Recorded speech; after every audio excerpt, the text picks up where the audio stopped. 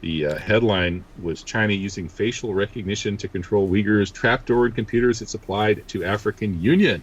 And then there were a whole bunch of stories that Peter had kind of cut and pasted into his email digest. Peter puts out interesting stuff. And this was a slightly different note from usual. So I thought it'd be great to talk about that with Jeff as well as Peter. So I think we have Jeff Brown on. I hear some noises. Welcome, Jeff. How are you? How are you doing, Kevin? Hey, I'm doing great. I'm getting towards the last week of Ramadan here. I'm Yeah, I fasting can for another imagine. hour and a half. So I'm pretty much able to keep my eyes open and my brain functioning more or less. So how are you doing? I'm doing great. We just had a typhoon here and buckets and buckets of rain, but now it's passed, and so it's all nice and kind of cooled down. So yeah, we're doing great, and summer's starting, and really happy to be on the show today, Kevin. All right. Yeah, we just got some cool weather and a bunch of rain too. So All that's always right. nice to break the summer heat. So where are you exactly? Xinjiang, which is the big, the high-tech city just north of Hong Kong. That didn't exist until 1980. It was a small fishing village with 2,000 people, and Deng Xiaoping sent down Xi Jinping's father, and he came back with the idea to create special economic zones to man up against Hong Kong, and so he gave the credit to Deng Xiaoping, and Deng Xiaoping, signed. They got all the laws passed to set up these SEZs, and Shenzhen went from 2,000 fishermen in 1980 to 13 million people in one of the most modern, amazing cities in the world. Not bad. Yeah. So and you like it there? Oh yeah, And we love it. We love it. Yeah. In fact, yeah. we're retaring from teaching with day jobs, and my wife and I we want to stay here, and we're going to open a little a tutoring school, after school tutoring center to teach students, so we can stay here in China. I mean, I've written 4 books about China, and I'm getting ready to write another one, and I do a lot of journalism, write a couple 3 articles a week about China. I mean, China is changing history before our very eyes, and it's happening at such an incredibly rapid pace that it's just exciting to be here. It's just an amazing country.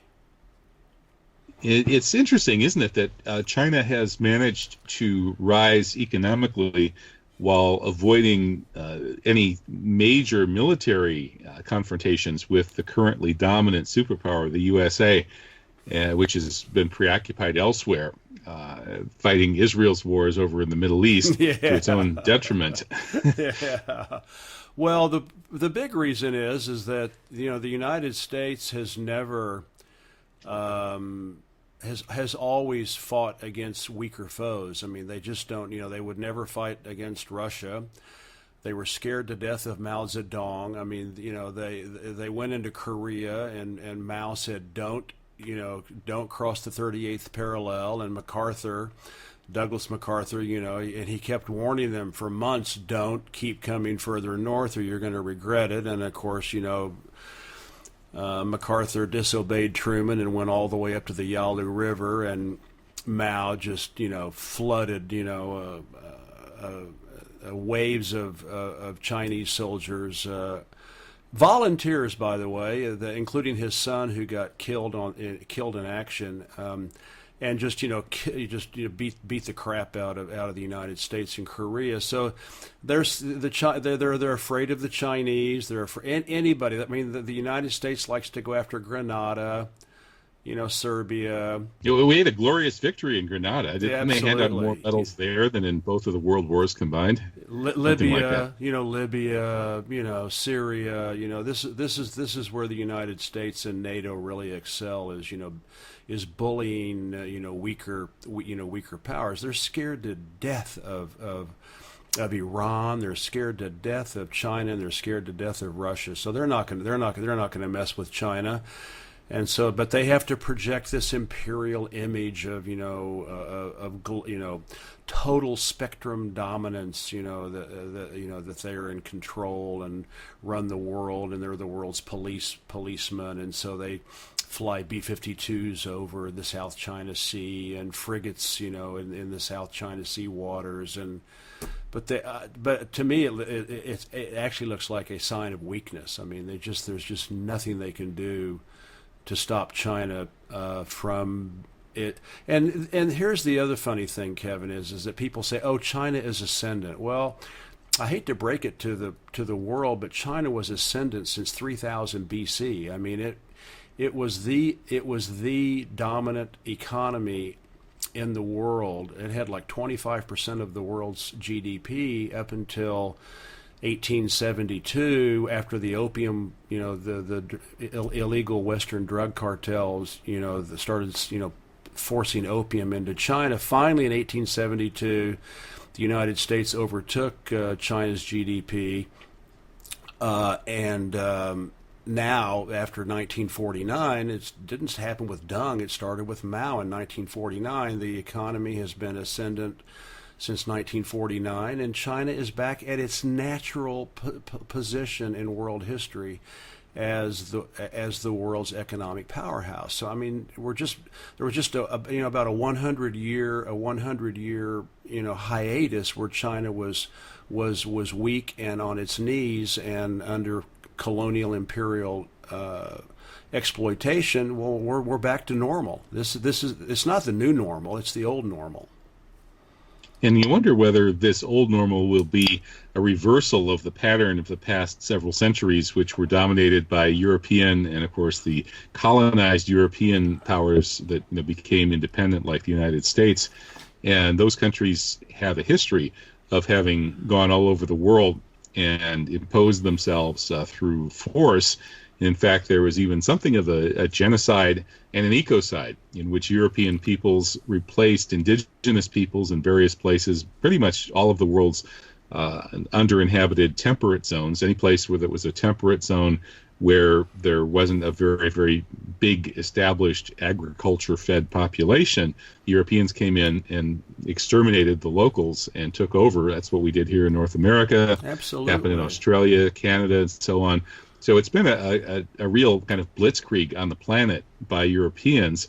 And now suddenly Europeans' numbers are collapsing back down to what they were before that happened. And a lot of white nationalists are freaking out about it. Yeah. And especially in Europe, where their birth rate is below replacement level.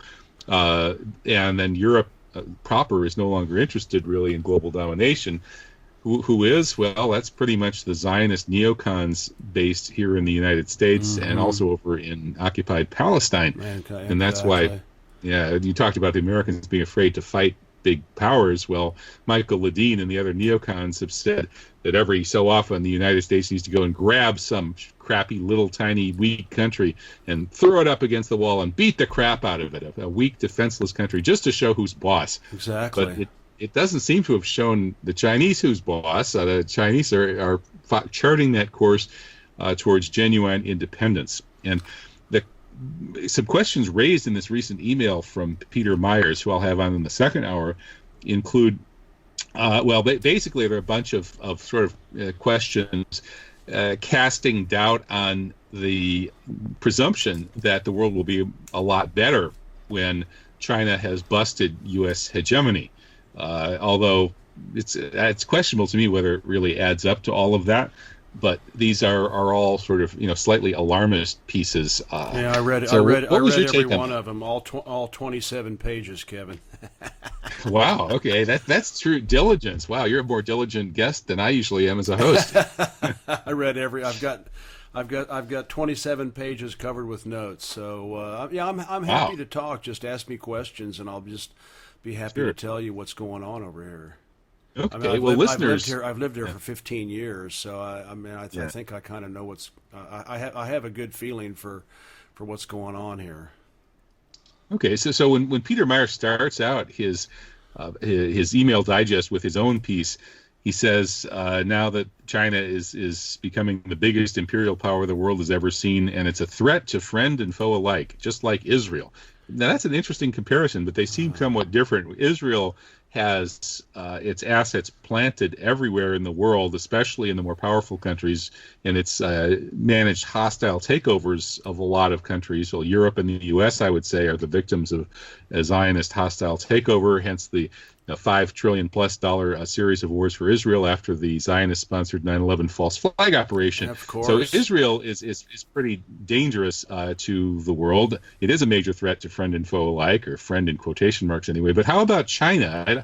I don't really see thus far China has done anything to be put in that basket. And I have a lot of respect for Peter and a lot of other people, but who talk about China, but what they don't understand is that China has never been expansionist. They've never been. They're the ones that have been, relentlessly attacked for the last 5,000 years by nomadic hordes and countries, small countries surrounding China for thousands of years. It is the Chinese that have been attacked. The only that's why they built the Great Wall. It is a black eye on China. They occupied North Vietnam, the northern half of Vietnam, from 100 BC to 900 AD, and then for about 120, 30 years in the 1500s. They attacked Korea a few times because Korea was trying to expand to the north. The Korean Empire and the Chinese occupied a city in what is now North Korea for about 35 or 40 years. That's it. Okay, and they attacked. There's a lot of speculation as to why, and we don't need to cover it here. But the Chinese did go into North Vietnam in 1980, and and to their regret, because now the North Koreans, the North Vietnamese, they hate the Vietnamese. They hate the Chinese worse than they hate the Americans and the French.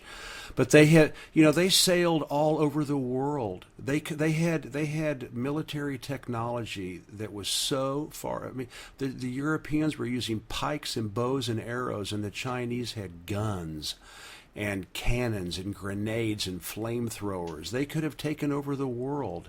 They didn't. They don't have expansionist, exploitative, imperial DNA. It's just not in their blood. And so this is psychological reflection. We are expansionist. We are exploitive. We are genocidal. And so we're psychologically reflecting onto the Chinese what we do, but the Chinese have never, Peter's talking about how now the new Silk Roads, the Belt and Road Initiative is, the Nazi autobahns. I mean, it's just not true. Well, the Autobahns were not necessarily such a terrible thing. I mean, you can blame the Nazis for doing a lot of bad things, such as starting wars, perhaps inadvertently in terms of starting such a huge war that killed 60 million people. But certainly the Germans were quite militaristic, quite racist. They did a lot of really nasty things to minorities and handicapped people.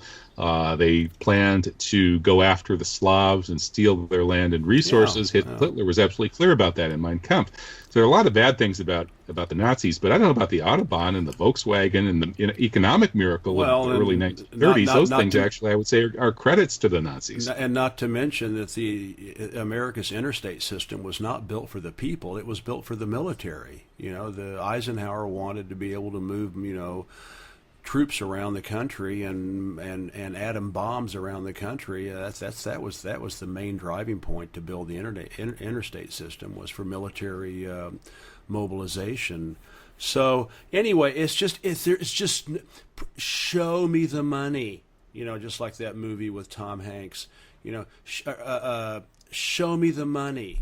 Show me where China has been expansionist, exploitive, and genocidal. They are not. They have never been, and they are the ones that have been attacked relentlessly for the last 5,000 years.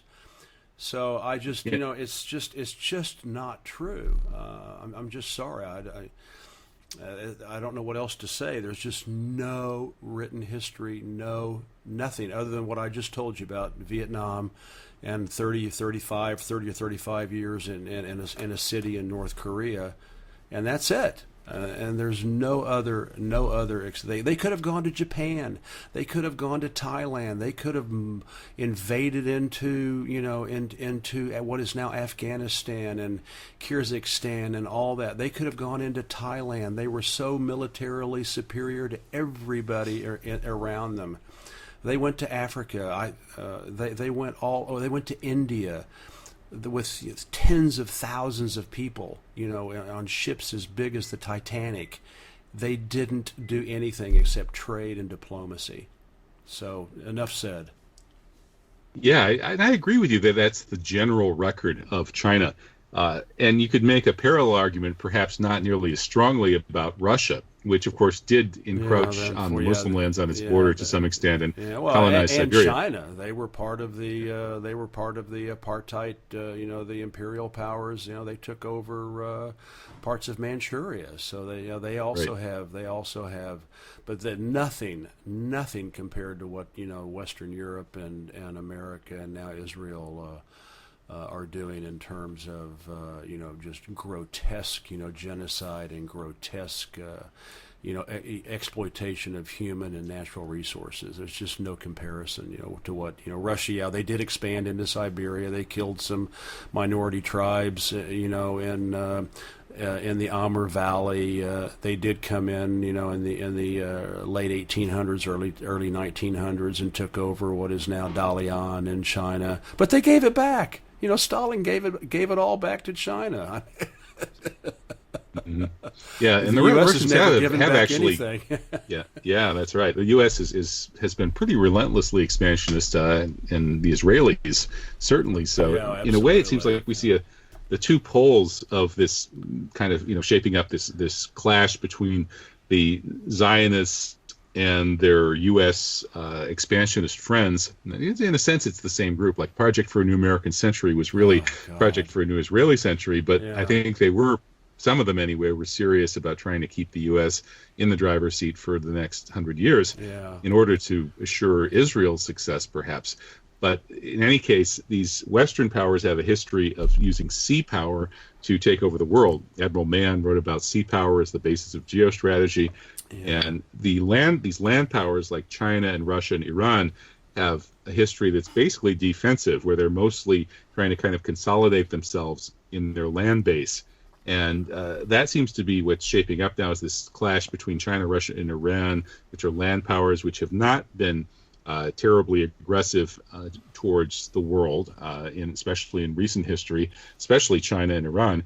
And even Russia has, to the extent it's been aggressive, that's been partly a response to being constantly attacked. Russia's the same way. I mean, they've been attacked for the last 1,000 years. I mean, since the Great Schism and the Orthodox Christian, and they have been relentlessly attacking Russia. The Western Europe, the Catholics and the Protestants have been relentlessly attacking Orthodox Christians for the last 1,000 years. I mean, plus, Russia has a low population, some of the world's greatest, natural resources. And so, you mentioned Hitler. I think Hitler was a Frankenstein created by, England, France, and the United States to try to defeat Russia after the Communist Revolution in 1917. They wanted those resources back, and they created Hitler sort of as an imperial Frankenstein to try to go in there and take it back. And of course he failed. Everybody's failed, trying to take over Russia. So I don't even. I think the Nazis were just, the brainchild of, the Western bankers and, or as you say, the Israeli bankers, et cetera. As I said in my second book, China Rising, you cannot understand China. You cannot understand Africa, Asia, Latin America. You cannot understand the rest of the world until you understand Western Empire, and because it is so awful and so evil and so genocidal and so destructive, that until you accept that, until you come to terms with that, we as Westerners, until we sit there and say, yeah, we are awful, and until we can get to that point, nothing else in the world makes sense. Kevin, You sound like a self-hating Westerner. yeah, I get that from people. Oh, Jeff is a self-loathing, blah blah blah blah. Okay, well, no. I'm just informed. I know where we came from. And some people, I sit there and say, Well, it's the same with self-hating Jews. The people you call self-hating Jews are the people who are telling the truth about Israel. Yeah. I mean, you can go back to, you can sit there and say Western Empire started with, Alexander in the 4th century BC. I mean, that was the West's first diplomatic foray, outside of the Western world, and he massacred and blitzkrieged and took over entire areas and genocidally exterminated entire peoples, and it hasn't stopped since. I mean, it's been going on like this, the Crusades, going after Muslims and Orthodox Christians, and then the colonial era, starting in the 15th century. The West has been absolutely abominable, an abomination against humanity. You can go back to 400 BC, or 334 BC with Alexander. I mean, this is nothing new. It's just, and then the Greeks, and then you had the Catholic Church, and then it was handed over, and then Britain took over, and then it was handed over to France and America, and Napoleon, bombing, shooting the nose off of the Sphinx in Egypt. I mean, it hasn't stopped, Kevin, for 3,000 years or 2,500 years. Nothing's changed. Peter Myers kind of admits that, in a sense, in his piece that opens this Mailing Digest. Yeah. He says China's ascendancy is very dangerous because the USA will not accept defeat gracefully. Yeah, well, that's and true. a defeat for the USA would also be a defeat for Israel. And of course, we all know that Israel doesn't accept defeat gracefully either. So the real problem with China's rise isn't so much that things will be so terrible as China becomes the most powerful nation on earth once again. It's what could happen in the meantime if the certain forces in the USA are not willing to accept that and decide to try to take the world to war to prevent it. You're exactly right, Kevin. I mean, that is always a threat. I mean, they could pull the nuclear trigger. I mean, these people are so deranged, so psychopathic, so megalomaniac. I mean, it is always a danger. But you can't, the Chinese can't sit there and go, oh well, I guess we'll just stay just sort of mid-range forever because we're afraid the United States might attack, might do something stupid. I mean, that's just not the way the world works. And so it's unfortunately, you're right. We may end up with World War III before it's all over. Well, I think one way of looking at this that would give Peter his due in this view that China could end up becoming oppressive, not just, there could be a problem that wouldn't just be 100% caused by, let's say, the crazy people in the U.S., like, what's his name? There's a neocon geostrategist who wrote the book Coup d'etat, A Practical Handbook. Luttwak, Edward Luttwak. Yeah, Luttwak. Yeah, by the way, he's talking about. Yeah, he once said that I wasn't fit to clean toilets at the University of Wisconsin. He was angry because I was exposing him as being involved with the neocon cabal that staged 9/11. Anyway, Luttwak has gone on record in the past saying that China will not rise to become the most powerful nation on earth because the U.S. will not allow it to happen and has its ways to prevent it. And he seems to be dedicated to that. So there are people like that, and that's obviously the biggest threat. But there's also the kind of way that the defense automatically kind of turns into offense that can happen. We see this in Islamic history where the Muslim community begins in a defensive struggle against this Meccan oligarchy that's trying to exterminate it. and the Prophet Muhammad, peace upon him, flees for his life from Mecca to Medina, sets up a new community that's just automatically, once it starts, it's in a struggle for its life against the Meccans, who are dedicated to wiping it out. So it's born in a defensive struggle, and it somehow manages to prevail through the grace of God against incredible odds, and ends up with an almost bloodless conquest of Mecca. But this process has drawn the various tribes and political military groupings in the region into a kind of a pattern of alliances, and then the people outside those alliances are automatically fighting the alliance, the new Muslim alliance. So it ends up expanding in spite of itself, and once it starts expanding, then there's this military machine that's been created that needs to sort of pay for itself, and that's succeeding. And the next thing you know, you've got an expansionist military machine going.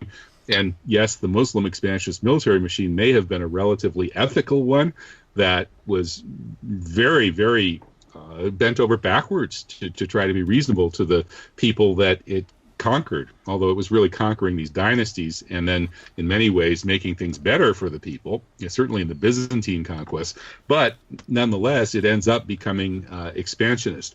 And in that sense, playing a power game kind of brings you into a situation where you have no choice but to try to be the top dog. And if the other side doesn't want that, then you have to resort to dastardly tactics to stop them from getting you. And so therefore, as China rises and as it gets these economic interests out across the new Silk Road, it will have to have a security interest in all of that. And that security interest will require military intelligence capabilities that will have to be used sometimes. And it could end up being drawn into becoming something of a global imperialist power, despite having no history of that and not even any real special desire for it, simply to maintain its economic interests, which have become the most important and biggest in the world. Well, you're exactly right, Kevin. I mean, it could happen. I mean, and China has its first overseas military base in Djibouti. Right next to Camp Lejeune, with 5,000 Marines in Djibouti in the Horn of Africa, or at the mouth of the Red Sea, and the Chinese claim that it's to protect their maritime shipping. They've got 7 of the 10 biggest container ports in the world. They have more ships on planet Earth cruising around the world. They've got more ships going through the Suez Canal, the Panama Canal, than anybody else in the world. And so they, the West and China and Japan and everybody else destroyed the Somali fishing ecosystem, and so those poor people had to start resorting to piracy.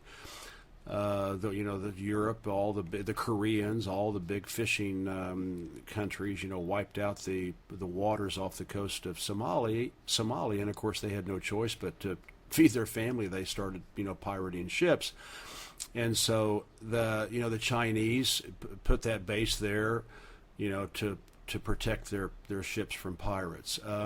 There has been talk of them putting a military base in Gwadar in Pakistan. There's been talk of them putting a base, somewhere else. But so far, that's all they have done. It is possible, Kevin. Maybe it is inevitable. Maybe what you're describing, like what happened with Islam.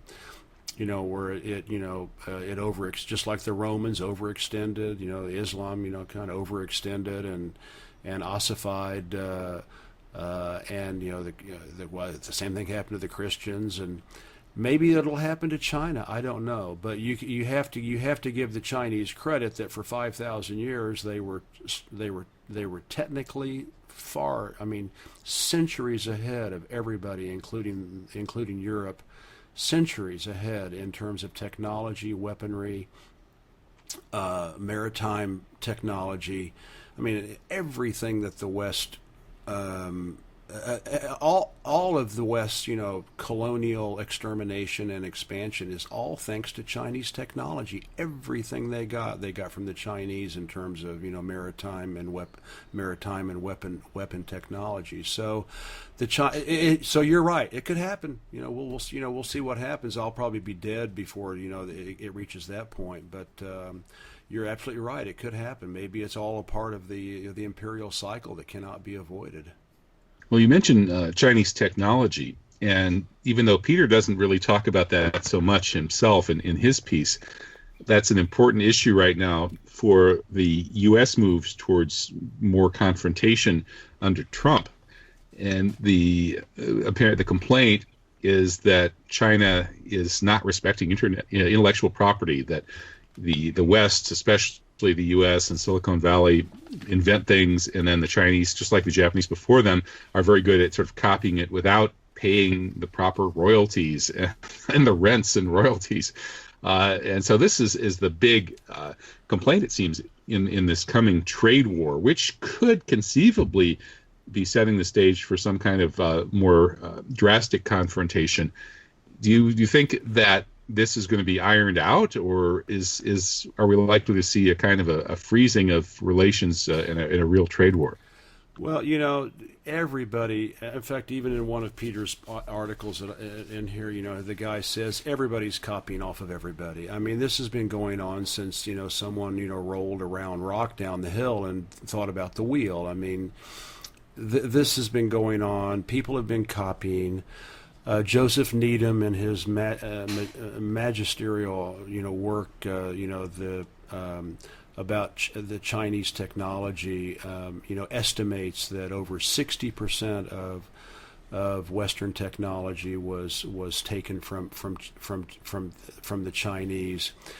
So everybody's stealing, everybody's copying from everybody, and so that, to me, that's a moot point. I mean, the Americans copied from the Europeans, they copied from the Chinese. I mean, this is just standard operating procedure.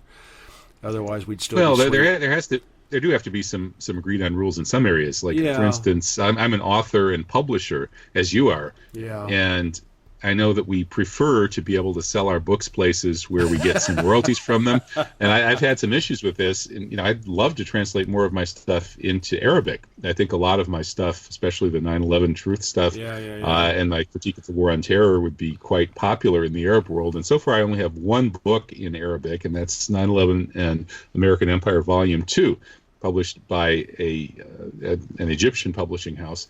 But it's hard to do that because precisely of the lack of kind of reliable intellectual property structures, where you just don't know who you're dealing with sometimes, and books do get pirated pretty easily. So I can understand where it's best to have some sort of agreed on framework for intellectual property, whatever it is. But I agree, it's not a huge issue. It's certainly not the end of the world.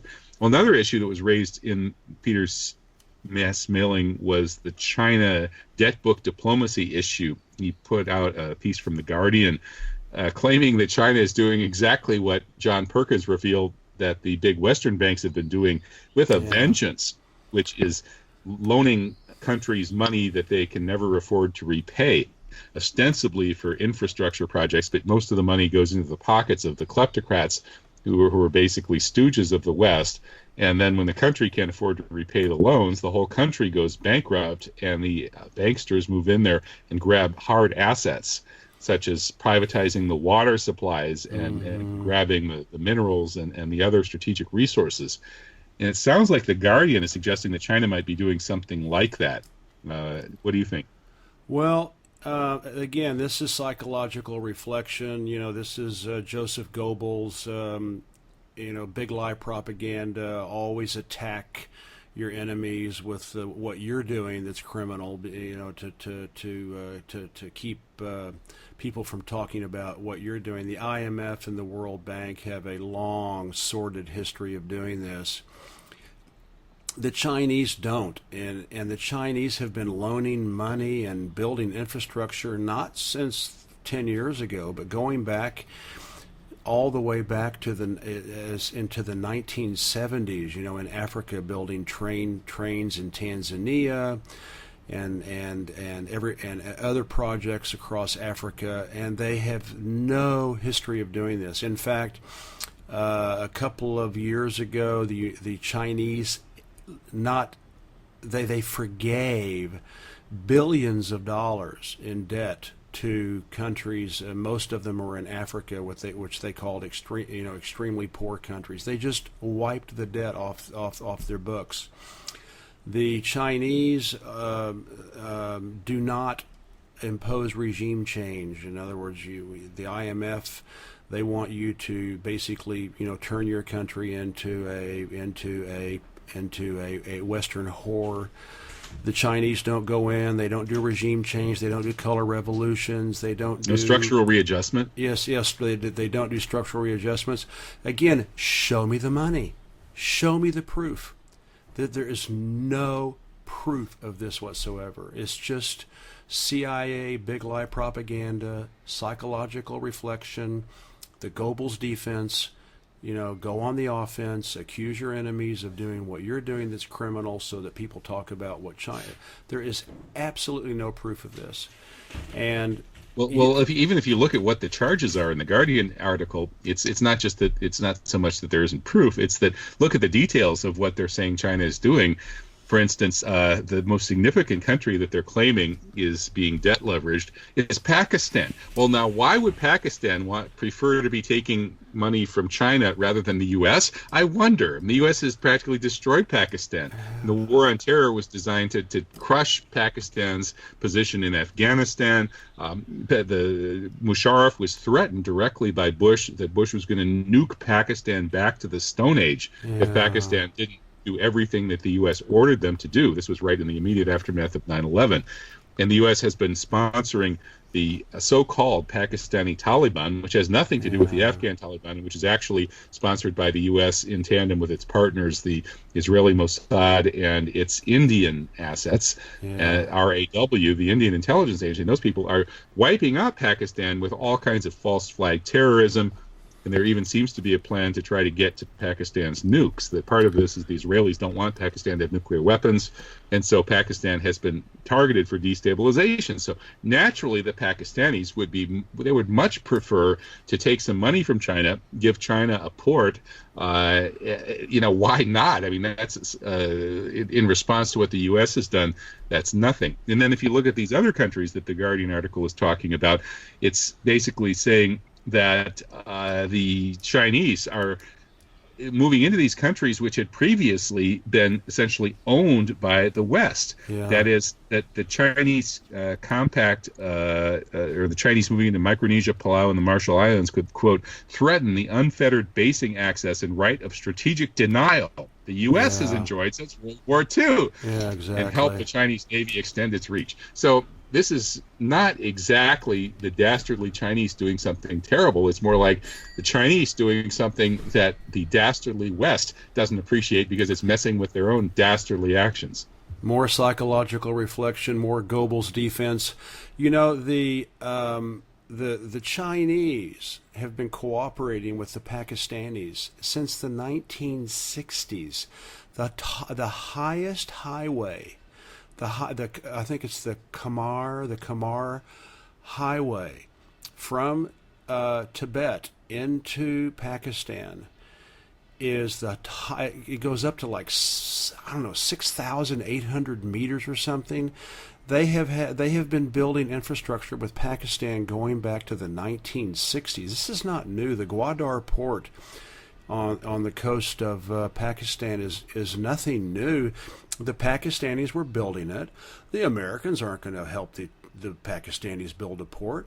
So they just want to militarily occupy Pakistan and dominate it. So the Chinese said, okay, well, let's connect that highway that we built back in the 60s, let's connect it all the way down to the port, and we'll all get richer. And so that's exactly what the Chinese did, and so now they have the Gwadar port. They have they now have the oil and the gas port in Myanmar, Burma. I think that's called GWA, GWA, to run oil and gas into Yunnan, into China. Again, I appreciate people like Peter. They read these, but the Guardian is just like CIA Central. Or MI6 is what I hear. Well, MI6, yeah. It's just big lie propaganda. Just the Chinese are sending canned human meat to Africa. The Chinese are banning Islam in China. The government, the dastardly communist government is banning Islam in China, and they making them drink alcohol. This is all just absolute blatant big lie propaganda, and you're right. The West has never been able to accept parity with anybody. They have only been able to accept a situation where they dominate their enemies, and now they're up against China, and they're up against Russia, and they're up against Iran, and they have no answer for it except just total insanity, trying to bring these people down without actually starting a war, because they'd lose. So how about the Economist article on Xinjiang? That was just published on May 31st, and Peter included that in his email digest, accusing the Chinese of running an apartheid state in Xinjiang, turning into an apartheid police state, totalitarian domination. Of course, the Economist is run by the Rothschild family, who are not always known for their complete truthfulness. But I'm interested in what the reality really is there. Usually the dominant narrative is that Muslims do pretty much okay in most of China, but in the Xinjiang province there have been various kinds of problems. But you get different kinds of reports on what those are. The United States, they have created in fact there's a. I saw the 80th anniversary of the establishment of East Turkestan. So which is basically Xinjiang, which is it's as big as Europe, and it's north of Tibet. It borders Russia, Kyrgyzstan, Tajikistan, Afghanistan, that part of China, Mongolia, and the northwest corner of China, and lightly populated. There's maybe 15 million Muslims in an area the size of Europe, kind of like Kazakhstan, and so they have never accepted the fact that Mao Zedong and the communists took over Xinjiang. They've never accepted that they took over Tibet, and so they have created out of whole cloth a country called East Tajikistan, and with a blue flag, and they have celebrations, and this Department of State and the CIA are spending millions of dollars, holding meetings in Washington and Europe, to promote East Tajikistan, and so they. At the same time, Radio Free Asia, the CIA, the BBC, and in England, they come up with all of this just relentless garbage. That the facial recognition. Well, of course, everybody's doing facial recognition, but this article, like if they go 300 meters away from where they are, they're going to be stopped, and that is just, if that happened, there would be riots. I mean, the people would not put up with it. They say that they can't, they won't let them pray. They force them to eat during Ramadan. They can't. They're closing mosques. It's the West that's closing mosques. Kevin, before I went to bed last night, thinking about our interview on RT, I saw an article. Austria is closing 6 mosques. It's the French that are closing mosques, the English that are closing mosques. It's the Americans that are stopping the Muslims from opening mosques in the United States. It's the Germans that are closing mosques. It's not the Chinese. I mean, there's 6 mosques in Shenzhen. There's 3 in Hong Kong. They're packed with people. I mean, why would the Chinese do that? There's just cui bono? Who would benefit from the Chinese forcing? The claim is in Xinjiang. There's an ethnic issue. Well, but I've been there. I mean, there's just I've been there. The mosques are full. There's mosques everywhere. You can hear when we lived in Beijing, we could hear the call to prayer every Saturday morning. We had a mosque a block and a half from our house. I mean, this is just it's just CIA big lie propaganda, like an acid drip on the psyche of humanity. But it works. People are, I hear people say, "Oh, the Chinese, they won't let the Muslims pray." It's just, if it's the United States that's sending out Uyghurs, the Uyghur, the Uyghur people. They're the ones that are furtively, sending out people to go to camps in Waziristan, no man's land in Pakistan and Afghanistan, and they're going to Iraq and Libya to train these people to come back and commit ISIS, acts. right? And the article says that Chinese and Syrian officials say 1,500 Uyghurs have fought with Islamic State or Jabhat al-Nusra in Syria. Well, I wonder who would have recruited them, and that probably explains a lot of the problem. Who paid the money for them to get there and get them trained? I mean, the Chinese already broke up a huge ring, going through Indonesia and Thailand. A big ring, a terrorist ring. Spiriting, Muslims out of China to who they decide they want to, side with the United States, and they want to, it's not going to happen. And so they broke that ring up, and they caught a bunch of people in, it was Malaysia, Malaysia and Indonesia, and they sent Malaysia and Indonesia actually had the courage to stand up to the United States and send these ne'er-do-wells back to China. I mean, the United States is spending billions and England, and as you say, Israel, spending billions of dollars trying to overthrow the Chinese's way of life. They're trying to overthrow the communist government. They're trying to overthrow China's socialist system, and they're spending billions on it in Tibet, in Xinjiang. They're spending billions on it, with Taiwan and in Hong Kong. It's non-stop.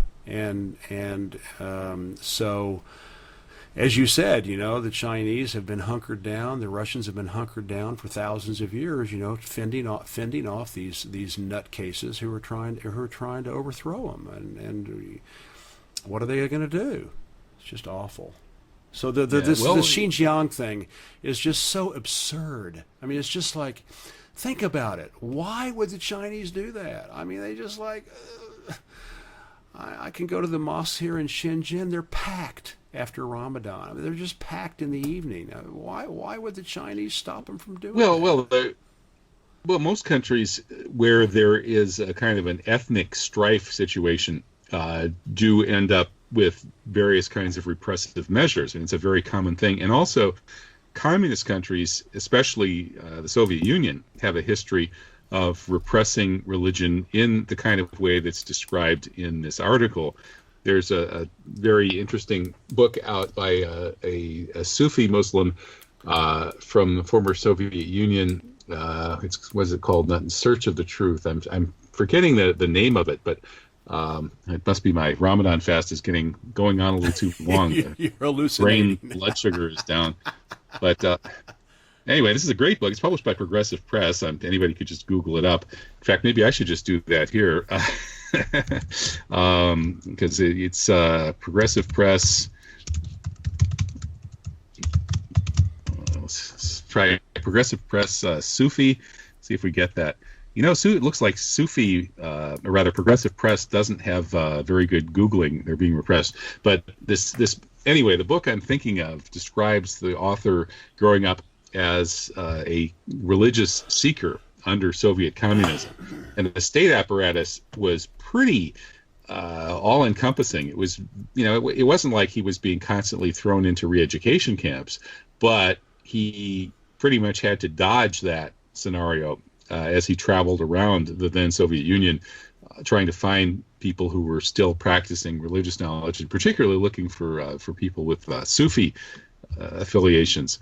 And I can imagine that even if this article is exaggerated, this Economist piece, which I'm sure it is, knowing the Economist, that there could be some degree of truth to the possibility that the ethnic strife is compounded by the CIA coming in and recruiting Uyghurs for ISIS. You just put the nail on the head, Kevin. What strife would there be if it wasn't for the CIA and the MI6 and Mossad relentlessly spending billions of dollars trying to destabilize the Muslim community in Xinjiang? I mean, they do all these, they do all this propaganda and Radio Free Asia, and they do language programs in Turkic, the language of the Uyghurs. They're just constantly bombarding now the internet. I mean, so if that was taken out of the equation, would there even be any strife? I mean, the Xinjiang people are getting rich, in China. They're being connected with the Belt. It's a huge focal point for the Belt and Road Initiative, the new Silk Roads. Hundreds of trains are going through Xinjiang every week, and tens of thousands of jobs are being created. I've been there. It's modern. It's nice. Of course, there's going to no one likes no one likes. A lot of people just mistrust government. Period. We all do. No one likes to have Big Brother, but Americans or Xinjiang. But it's just if you take away the Western perfidy and subversion and sabotage, what would the problem exist? Well, let's hope that it is taken away, and maybe it will be in our lifetime, God willing. But it's I'm 64, Kevin. I have less time than you. Yeah, right. Well, and finally, we only have a couple of minutes. Last thing would be folks like Brendan O'Connell and Jeremy Roth-Kushel brought this up on today's False Flag Weekly News. The kinds of internet surveillance, monitoring, and sort of totalitarian infrastructure that's happening all over the world seems to be, in some ways, even less controlled in China than elsewhere. But we hear the music, so you won't even get to respond to that. I guess the internet totalitarian architecture. Always wonderful to talk to you, Kevin. Thank you very much, and happy Eid al-Fitr, at the end of Ramadan, and enjoy your spirituality. Well, thank you, Jeff, and I'd love to come visit you sometime. You're always welcome.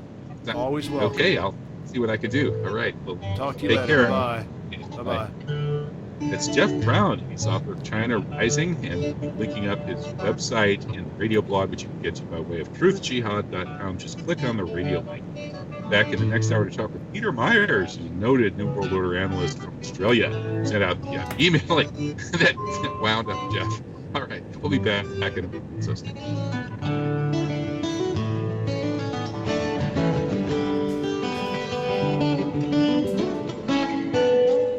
Revolution Radio at freedomslips.com. We'll be right back after this message.